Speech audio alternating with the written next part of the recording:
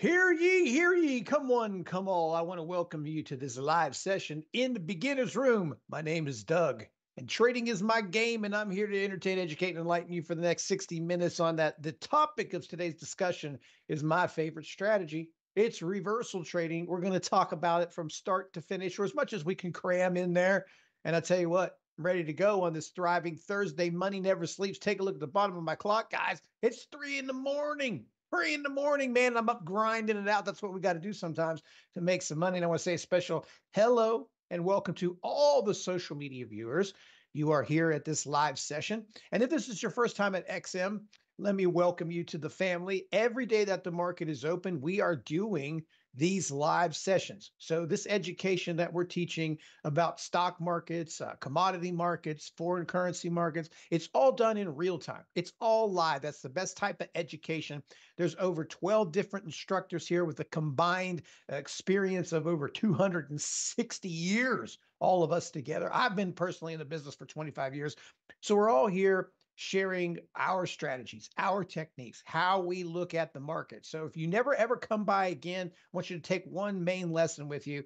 Uh, doesn't really matter what your strategy or the path you choose to walk, but there's this fundamental core series of behaviors, of rules that a trader must have in order to be successful. That's what all of us teach here. What does it take for you to be a consistent trader in bull markets, bear markets, sideways markets? Take news. We do news tradings, we do panels, we do everything. So, guys, welcome. Now, my session is reversal trading. This is what is my primary strategy. So, in these beginner rooms, they're usually solo sessions with a trader like myself. And what we do in these sessions is we talk about our strategies. What do we do? That way you can get a little like let's call it an intimate look under the hood of what a professional trader does for a living. And there's a bunch of us doing it. So many different strategies, whether you like it or you don't like it, but you get the good understanding. So let me say welcome. Again, my name's Doug Rumor, 25-year veteran. Guys, if you have any questions at all, I want you to bring them up. That's why I'm here. Keep me entertained too, because it's kind of quiet. It's 3 o'clock in the morning. It's dark. It's a little chilly outside. It's still winter time here in America. So again, thanks a lot, guys, for showing up. So before I start with that, when it comes to reversal trading, as I always start out my sessions with this phrase, or so to speak, is that um, it's it's not a misconception, or the misconception is that you're short selling something that's going up a lot, or you're buying something that's going down a lot. That's not necessarily what I personally mean when I use the words reversal trading. That's like contrarian trading, where you're going completely against the trend. So there's like two types of reversals that we talk about, and each one of them are treated differently. So I'm sure you've heard the trend is my friend. We'll use that phrase here for just a second, whether it's true or not. The trend is my friend. A contrarian trade is when you're going completely against the trend. So, for example, I'm going to pull up NVIDIA. You guys may have heard of that stock. Let's go to where it is. Got it. These things on the side are so small. The older you get, your eyes are like, you got it. Where are we at here? Just give me 1 second. There we go. Hard to find that here. So we see a stock like this that's just pretty much straight up vertical, right? It's going all day, all month. I mean, this is just straight up. So obviously, that's a bull trend. It's an uptrend, right? It's up, right? Every day it's up. So if you choose to short sell that, making money on a down, or selling it and trying to buy it back later at a lower price and pocket the difference. If you don't really know about short selling, I don't have time yet to answer that, but that's a contrarian trade. You're going completely against the trend itself, and that requires a different set of skills. If you are buying intraday dips on that, pullbacks intraday, like if we move to 1 hour chart and you are buying these on pullbacks like this, in this little area here where you get a few hours of a pullback, then you buy it and sell it a little bit later on. That's a true reversal trade. Now, the reason the reversal trading theory works in most cases is because you will learn sometime throughout your trading career that most of the time, a instrument, each day that we wake up, there's a series of opportunities that lay in front of us. And if you're short term trading, let's say you're a swing trader, you're trading 1 to 5 days in time. That's the trade. You're putting on a trade, you want to be out of it in 3 to 4 days. This is what trading is all about. If you're doing it longer than that, you're investing, and that's not what we're doing here. Or you're day trading where you're maybe buying it and selling it and exiting it out for the remainder of that day. That's it. You're just in it for that day, or you're in it for that week, maybe a couple days longer than that. You'll notice that instruments move a certain way. They'll move from a certain range, let's say point A to point B, from point B back to point A before they start having expansion moves. Now, I explain this a lot in my sessions, but this beginner room, we'll keep it nice and simple. Anything that moves upward, right? As it's moving upward during the bulk of that trend, the power of that trend, where you're waking up, it's like it's up every day. Bitcoin's up every day. Gold's up every day. The market's up every day. AI's up every day. At some point, that move gets tested. There's going to come a point where that direction gets stopped. Now, stopping doesn't mean bearish. It doesn't mean it's going to collapse. It doesn't crash. When we're talking about reversal trading, you can't just sell something because it's going up too much.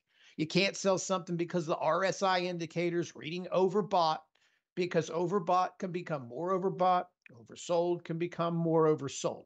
That's the single biggest reason why every trader in the world who blows up actually blows up. When we hear those horror stories, all these people blow up and lose all this money, that's because of ego, stubbornness, and just not learning how to do this. If you learn how to do this, you learn how to read charts, you understand how markets move a little bit, you're going to be all right. You might not be the richest person in the world, you might not have a yacht and a Lambo and a Rolex watch, but you're going to do all right. It's a process. You're not going to blow up your account. You learn to trust yourself and so on.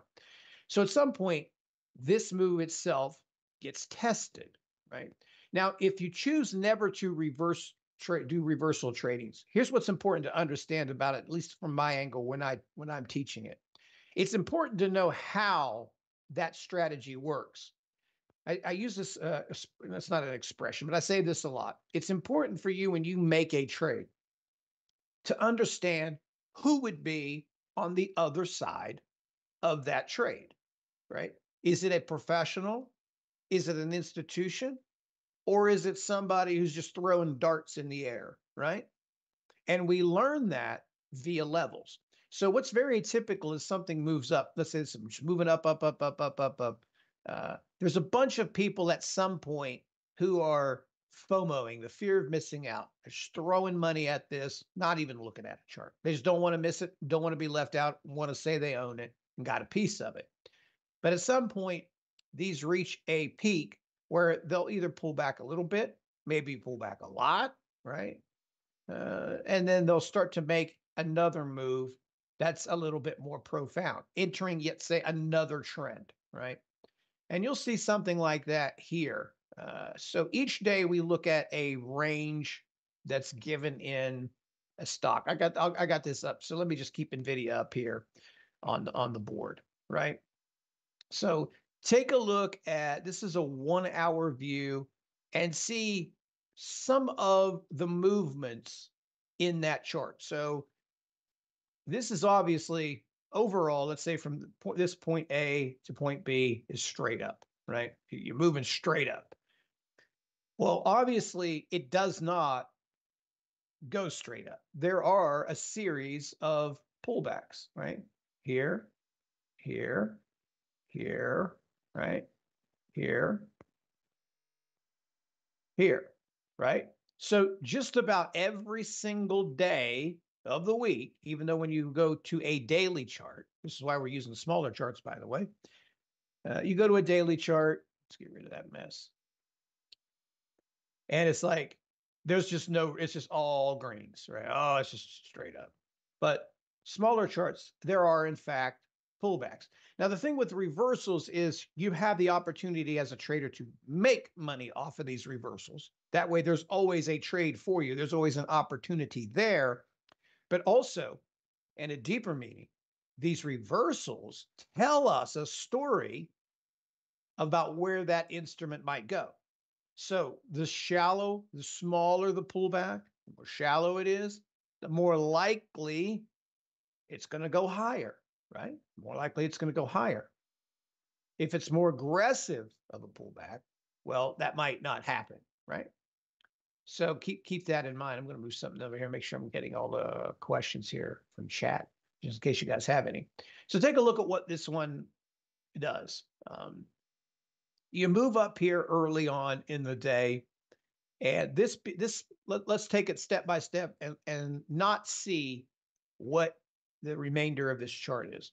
So you move up here, and right off of the open, you encounter some trouble here at $696. We're just going to use a 696, right? Now, right at the open, you move to 696, and then there's this freezing spot where it can no longer move. Now, also, when you're talking about short-term trading, we're always talking about time. That's another part of our element. So something else you should take away from these sessions, if this is your first one, a pattern itself, you will somewhere, if it's not us here at XM, somebody somewhere in a chat room, a forum, on YouTube, I don't know, is gonna teach you a pattern. They're gonna say this pattern, backbeat crossover, moving average, this and that. They're gonna teach you something, and you're gonna say, hey, this sounds great. It works, right? So remember that pattern, right? That pattern is very dependent on the market itself. There isn't anything that really works effectively the same way every single day of the week. It doesn't. I don't care who's saying it, what they're showing you. Yes, Karim, these Rolex getting cheaper now, coming down in price. it's it's very dependent on time, how the market is, the moods of the market. And those are things you'll have to learn, and it takes a little bit of time. But what happens here is this 696 now for the remainder of the day becomes a very important number to deal with. So if we're going to use quote unquote the word breakout, you're going to have to get to 696. Now, in the easiest terms possible, because we're in the beginner room, the way that we want to view this is there's obviously some sell resistance. Means exactly what it means. It's resistance. There is selling there. This is why, again, we're using charts. It's not up to us, because somebody's going to be yodeling on social media. Oh, it's going to 900. Well, 696 is where we are today. That's the number that we're working with. Meaning, in this short-term time of space for this day, 696 becomes a wall. So how do we move through this wall, right? How do we get through this area, right? So welcome social media viewers. Rena, nice to have you here in the session. Feel free to ask any questions. Be glad to answer them. So the rule of thumb, which you probably heard somewhere, the closer you get to this number during that day, the worse it becomes as a buy, right? It just does not become very attractive as a buy. Now, that doesn't mean it doesn't go to 697, right? 698.22.